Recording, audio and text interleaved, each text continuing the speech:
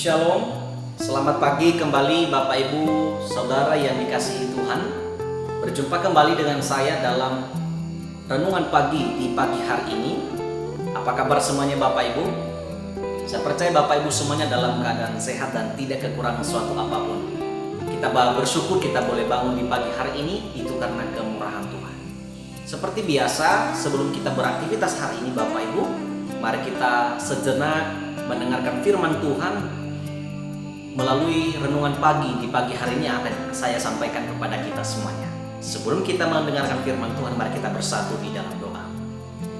Bapa di surga, kami sangat bersyukur, berterima kasih kepada Engkau atas anugerah yang besar yang boleh kami rasakan di pagi hari ini. Kami boleh bangun, kami boleh ada karena Tuhan ada dan memberikan anugerah bagi kami. Terpujilah Engkau Tuhan Yesus yang senantiasa terpelihara dalam kehidupan kami. Tuhan, sebelum kami beraktivitas satu hari ini, izinkan kami saat ini untuk kami boleh mendengarkan firman Tuhan, mendengarkan renungan pagi di dalam online saat ini. Tuhan berkati setiap para pendengar, setiap para penonton yang mendengarkan renungan ini. Damai sejahtera Tuhan menyertai setiap kami. Kami minta Roh Kudus Tuhan memberikan pengertian bagi setiap kami, agar firman-Mu yang kami dengar boleh kami mengerti. Rapi hamba-Mu Tuhan di dalam menyampaikan firman-Mu. Dalam nama Yesus Kristus kami sudah berdoa, kami sambut firman. Amin. Bapak Ibu yang dikasihi Tuhan, firman Tuhan kepada kita hari ini terambil dari kitab 2 Raja-Raja pasal 5 ayat 14. 2 Raja-Raja pasal 5 ayat 14 saya akan membacakan kepada kita Bapak Ibu. Firman Tuhan berbunyi, "Maka turunlah ia membenamkan dirinya 7 kali dalam sungai Yordan, sesuai dengan perkataan abdi Allah itu. Lalu pulihlah tubuhnya kembali seperti tubuh seorang anak, dan ia menjadi tahir." Amin firman Tuhan. Demikian singkatnya firman Tuhan kepada kita di pagi hari ini. Berbahagialah kita yang merenungkan, melakukan firman Tuhan ini, dan terpujilah Allah yang mempunyai firman. Shalom. Bapak Ibu, tema kita di pagi hari ini adalah taat saja. Taat saja. Bapak Ibu, firman Tuhan kepada kita di pagi hari ini adalah tentang kisah Naaman. Naaman adalah seorang panglima tentara, raja Aram. Dia adalah seorang panglima yang sangat disayangi, yang sangat terpopuler, yang memiliki kinerja baik ketika memimpin satu prajurit atau tentara. Bahkan Alkitab mencatat bahwa ketika mereka berperang, Tuhan membuat atau memberikan kemenangan kepada orang Aram melalui si Naaman. Tetapi sangat disayangkan sekali Bapak Ibu, apa yang terjadi dengan Naaman? Naaman yang dikenal dengan orang yang sangat baik, orang yang sangat tegas, orang yang sangat terpopuler, ternyata mengalami penyakit. Apakah penyakit yang dialaminya? Itu adalah penyakit yang namanya sakit kusta. Penyakit kusta di dalam Alkitab, penyakit seperti ini tidak ditemukan obatnya. Bahkan ahli nujum atau siapapun yang menjadi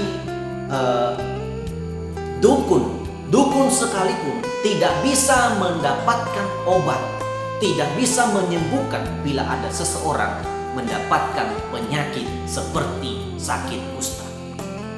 Penyakit sakit kusta dialami oleh Naaman, Bapak Ibu.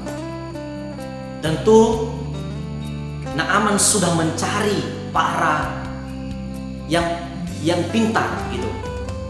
Sudah berobat tapi tak kunjung sembuh. Bapak Ibu Saudara yang dikasihi Tuhan, kalau kita membaca kisah dan pasal 5 ini, ada seseorang budak yang bekerja di rumah Naaman. Dia adalah berasal dari Israel. Dia merekomendasikan kepada Naaman agar ia pergi ke Israel menemui seorang abdi Allah bernama Elisa. Bapak Ibu, singkat cerita dalam perjalanannya, Raja Aram mengizinkan dan memberikan surat kepada Raja Israel agar Naaman boleh datang ke negara tersebut dan bertemu dengan Nabi Elisa. Bapak Ibu Saudara yang terkasih, sampailah Naaman ke negeri Israel dan bertemu dengan Nabi Elisa. Bapak Ibu, ketika Naaman datang ke Nabi Elisa, Elisa memberikan saran-saran kepada dia. Seperti yang kita baca barusan di ayat yang ke-14.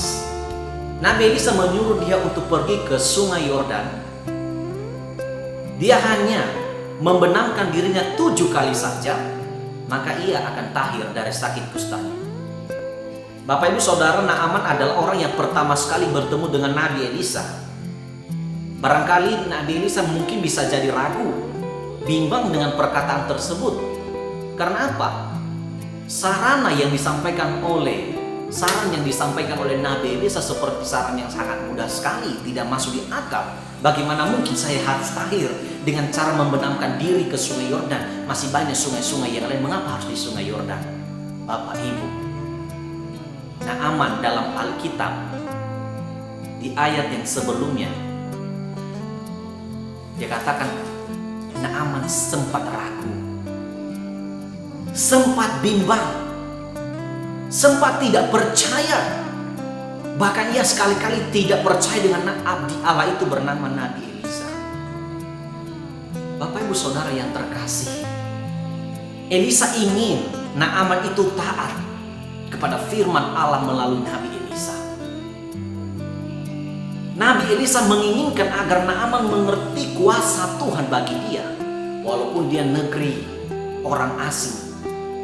Nabi Elisa ingin menunjukkan betapa hebatnya Allah di Israel. Allah tidak membedakan siapapun di dalam menolong memberikan kesembuhan. Tetapi Naaman hampir saja tidak taat.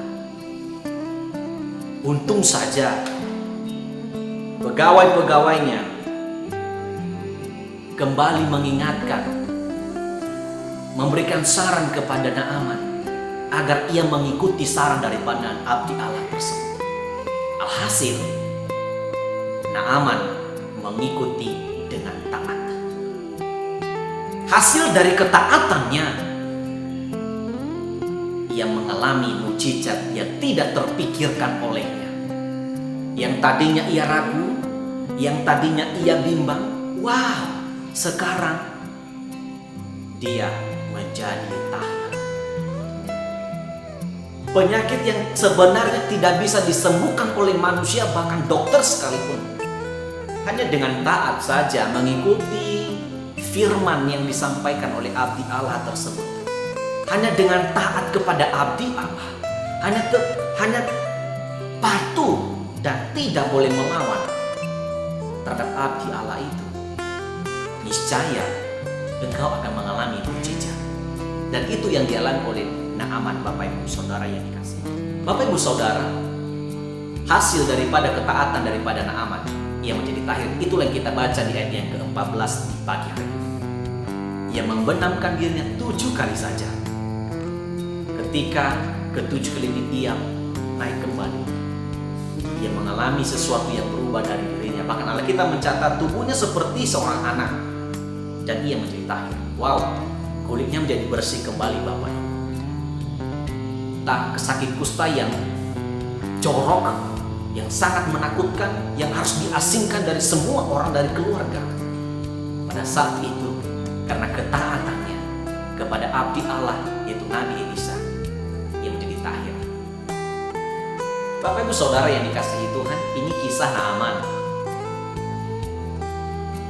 Secara manusia, secara akal, Naaman bisa saja ragu dan bimbang karena ia belum pernah bertemu dengan Nabi Elisa. Bahkan dia belum pernah berhadapan dengan orang-orang yang rohani seperti Nabi Elisa. Bahkan negara mereka adalah negara yang sangat berbeda dengan Israel yang hanya menyembah mungkin dewa. Bapak Ibu Saudara, tapi pada akhirnya Naaman menunjukkan ketaatannya pada perkataan abdi Allah tersebut. Bagaimana dengan kita di pagi hari ini? Adakah kita yang memiliki kesamaan daripada Naaman? Mungkin ada yang memiliki kesamaan keadaan daripada Naaman. Mungkin kita sedang sakit saat ini. Seringkali ketika kita sakit, Bapak Ibu, ya kan, ada banyak tetangga, ada banyak orang-orang di dekat kita memberikan saran kepada kita. Kalau bisa begini, oh kamu kolesterol ya, kalau bisa kurangi makan daging, kurangi segala macam. Seringkali orang memberikan saran kepada kita, tapi seringkali kita tidak taat terhadap saran-saran tersebut. Bagaimana mungkin Tuhan datang kepada kita secara langsung memberikan saran kepada kita? Kita manusia saja, sesama kita saja, keluarga kita saja, kita tidak taat kepada mereka. Bisa jadi kesehatan kita tidak akan terjamin, dan mungkin keadaan kita tidak akan pernah berubah. Mari belajar dengan Naaman. Naaman adalah orang yang taat saja, dan ketaatannya menyatakan mujizat bagi dunia. Yuk, mari Bapak Ibu Saudara yang dikasihi Tuhan, apapun keadaan, apapun yang kita alami saat ini, mau susah, mau senang, mau duka, mau sukacita, intinya kita perlu taat kepada siapa? Kepada Tuhan. Kalau di dalam perjanjian lama, orang Israel hanya bertemu dengan nabi pada imam. Hari ini kita di zaman anugerah ini, kita tidak kesulitan bertemu siapa saja untuk meminta pertolongan doa dari mereka. Kita bisa datang kepada hamba Tuhan, meminta pertolongan doa untuk keadaan kita. Bahkan lebih pentingnya, kita datang kepada Tuhan secara pribadi, meminta hikmat-Nya agar kita boleh mampu membuat diri kita lebih baik. Firman Tuhan mengajar kita di pagi hari ini, mari taat saja. Ketaatan kita, ingat, pasti memberikan hasil yang baik. Sekali lagi, saya mengajak kita, mari kita seperti Naaman, taat pada perintah dan perkataan seorang abdi Allah. Kita pun hari ini, kita seringkali percaya dengan tahayul tentang mitos, Bapak Ibu, kita akui. Tapi orang Kristen tidak boleh percaya terhadap tahayul dan dongeng. Tidak boleh percaya dengan perkataan-perkataan manusia yang hanya manusia, keinginan dunia ini. Tapi saya katakan firman Tuhan ya dan amin. Kita harus percaya akan firman Tuhan. Dan dalam firman Tuhan ada sebuah mujizat ketaatan bagi orang yang taat. Maka mari di pagi hari ini, mari taat. Taat apa? Untuk kemuliaan bagi nama Tuhan. Amin. Semoga hari ini, di dalam mengawali pekerjaan kita hari ini, kita boleh taat. Ketika kita taat, berarti kita sedang tunduk dan patuh, menyerahkan segala kehidupan kita kepada tangan yang maha kuasa.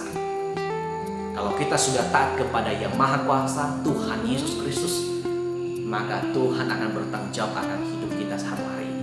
Oleh karena itu, mari kita taat saja. Tidak ada yang sulit, tidak ada yang berat, bukanlah beban bila kita taat. Taat merupakan anugerah yang terbesar, pekerjaan dan tindakan yang sangat ringan sekali. Diperlukan sebuah kesiapan hati, komitmen untuk kita boleh taat kepada Tuhan Yesus Kristus agar kita mengalami mujizat darinya. Tuhan memberkati, karena firman Tuhan ini meneguhkan iman kita bersatu dalam doa. Bapa di surga, terima kasih firman-Mu yang boleh kami rasakan di pagi hari ini. Kami boleh belajar dari kisah Naaman, bagaimanakah ia taat pada akhirnya dan ketaatannya menyatakan mujizat terhadap dirinya yang tadinya ia sakit kusta dan saat ini ia boleh tahir kembali. Bapa, kami akui bahwa selama hidup kami seringkali tidak taat kepada perkataan-Mu ya Tuhan. Kami seringkali tidak patuh terhadap segala perintah firman-Mu dan kebenaran, sehingga seringkali kami tidak mengerti kehendak Tuhan dalam kehidupan kami. Ampuni kami ya Tuhan, ampuni kami. Melalui firman Tuhan di pagi hari ini, kami akan belajar kembali Bapa. Mohon belas kasihan Roh Kudus agar meneguhkan dan memberikan kekuatan bagi setiap kami, agar setiap firman-Mu yang berbicara kepada kami boleh taat dan patuh untuk kemudian bagi nama Tuhan. Teguhkan firman ini, materaikan firman ini bagi kami ya Tuhan. Bapa di surga, kami serahkan hidup kami satu hari ini kepadamu. Berkati setiap saudara, keluarga, famili, bahkan setiap jemaat Tuhan yang akan beraktivitas hari ini, sertai perjalanan hidup mereka. Buatlah usaha mereka berhasil ya Tuhan. Berikan damai sejahtera, perlindungan dan kesehatan bagi mereka. Karena sebagian daripada hasil pekerjaan mereka, Bapa, mereka persembahkan sebagai ucapan syukur kepada Engkau. Tuhan, kami juga berdoa untuk setiap keluarga, saudara, famili, untuk setiap jemaat Tuhan yang kami dengar sakit Tuhan. Bapa, saya tidak bisa sebut nama mereka satu persatu, tapi Engkau Maha yang Maha tahu. Sembuhkan mereka ya Tuhan. Pulihkan mereka. Mungkin mereka yang saat ini sedang sakit karena COVID, atau mungkin karena riwayat penyakit yang selalu kambuh Tuhan, dalam nama Yesus. Tangan Tuhan yang penuh kuasa, jamahan-Mu yang akan kami nantikan untuk menyembuhkan setiap mereka. Dalam nama Yesus, kesembuhan terjadi bagi mereka ya Tuhan. Terima kasih Bapa yang baik. Kami serahkan kehidupan kami, pergumulan kami, segala sesuatu yang kami rindukan di hadapan Tuhan. Kehendak Tuhan saja yang terjadi bagi kami. Keselamatan itu akan menjadi milik kami ketika kami percaya kepada Engkau. Terima kasih Bapa, ampuni dosa kami, ampuni kesalahan kami ya Tuhan, dan kami layak menerima anugerah. Di dalam nama Yesus Kristus Tuhan kami yang hidup, kami sudah berdoa dan mengucapkan syukur. Amin. Kita bersama-sama mengucapkan doa Bapa kami. Bapa kami yang di surga, dikuduskanlah nama-Mu, datanglah kerajaan-Mu, jadilah kehendak di bumi seperti di surga. Berikanlah kami pada hari ini makanan kami yang secukupnya, dan ampunilah kami akan kesalahan kami, seperti kami juga mengampuni orang bersalah kepada kami. Dan janganlah membawa kami ke dalam pencobaan, tetapi lepaskan kami daripada yang jahat. Karena Engkau yang mempunyai kerajaan dan kuasa dan kemuliaan sampai selama-lamanya. Amin. Shalom. Selamat pagi, terima kasih ya Bapak Ibu yang dikasihi Tuhan yang boleh menonton, mendengarkan renungan pagi hari ini yang boleh saya sampaikan. Sampai jumpa besok ya, sampai jumpa minggu depan ya, karena minggu besok kan hari Minggu ya kan. Jadi hari Minggu kita mungkin stop untuk renungan, setiap Senin sampai Sabtu kita akan renungan kembali. Oleh karena itu Bapak Ibu Saudara berharap boleh di-share kembali video ini kepada teman-teman Bapak Ibu untuk pertumbuhan iman mereka, dan inilah cara kita untuk penginjilan dan melayani. Terima kasih, selamat beraktivitas. Doa kami Tuhan memberkati kita semuanya. Shalom.